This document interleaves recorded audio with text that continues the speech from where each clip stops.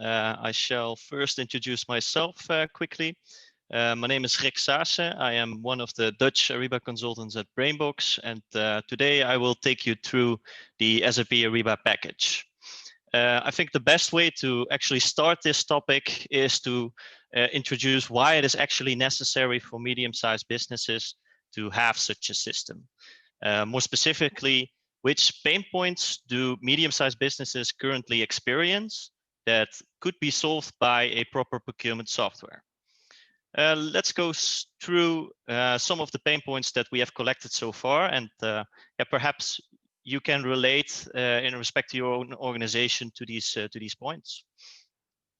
Firstly, we noticed that mid-sized businesses often manage procurement in a very scattered way. So there are multiple solutions. There's a lot of maverick spend. So employees are just purchasing wherever they would like, and there's not like a one fixed system in which is used for purchasing.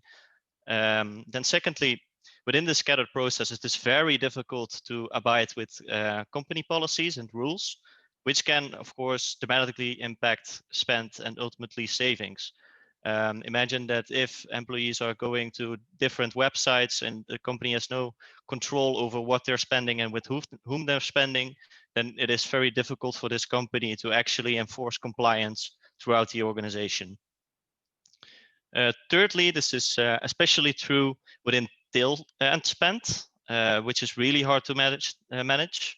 This also results in tons of vendors that need to be maintained within cluttered systems and results in a very inefficient process. Then the fourth point, which brings us to supplier communication. This is often a very time-consuming and inefficient process and results in, for example, missing change orders, receiving the wrong orders, and have delayed deliveries, which have impacts on operations.